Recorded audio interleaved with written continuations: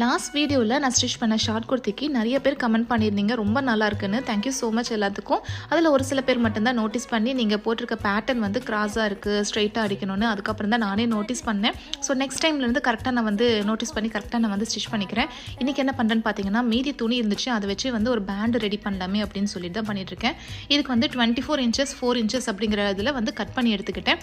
இப்போ நான் என்ன பண்ணியிருக்கணும் அதை அப்படியே நீங்கள் பார்த்து நீங்கள் பண்ணிங்கன்னா சூப்பரான பேண்ட் ரெடி ஆயிரும். அதுக்கு வந்து நார்மலாக நம்ம வீட்டில் வந்து ஒரு பிளாக் பேண்ட் இருக்கும்ல, அதை வச்சு தான் நான் யூஸ் பண்ணேன்.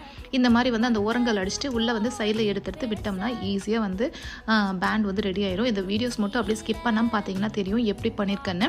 இது லாஸ்ட்டாக ஃபைனலாக எப்படி இருக்குன்னு சொல்லி சொல்லுங்கள். அப்படியே ஒரு சின்ன ஹார்ட்டினும் கொடுங்க, நல்லா இருந்துச்சு.